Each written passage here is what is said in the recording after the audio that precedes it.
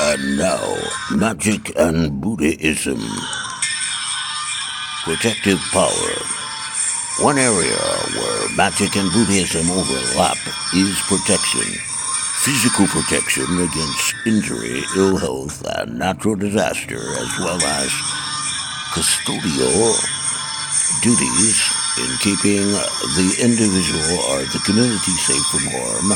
The spiritual and mental effects of epidemic and calamity also require their own special safeguards.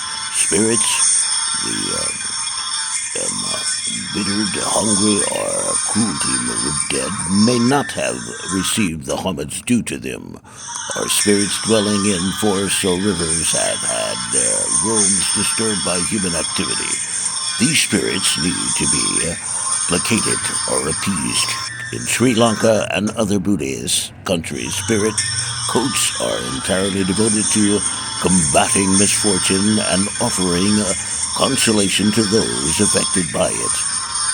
Amens devoted to combating misfortune and offering consolation to those affected by it. Amens, 1964 to 1947. Yes.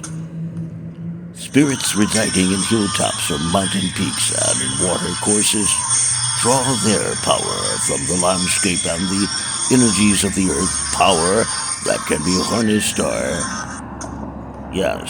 canalized, to protect human beings.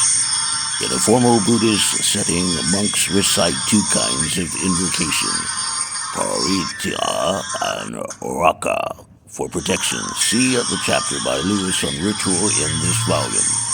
The parita recitations, which are recited to the Pali tradition, keep a person safe from evil spirits, weapons such as knives and guns, repel fire and poison, and comprise a distinct genre of Buddhist literature. In effect, the monks in these recitations are preaching to the spirits to warn them and to convert them to the way of the Buddha.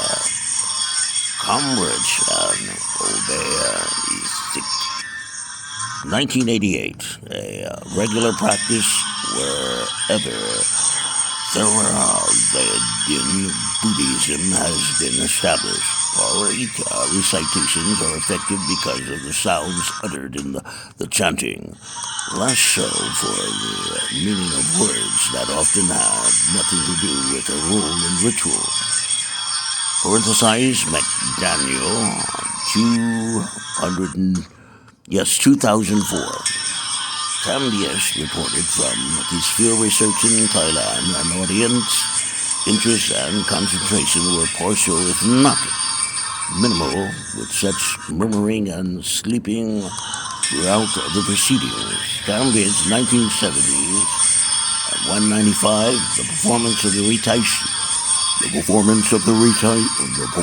the recitation is the key to its effectiveness rather than its reception and internalization by the listener. The use of these texts date from the earliest sutra, chronicles, and commentaries in the Buddhist time, with lists of parita titles to be found in the Questions of Malinado Parha, a composite text that dates from the middle of the 2nd century BCE to the 5th century CE. Burma, Siam, Sri Lanka have parallel traditions. Yes.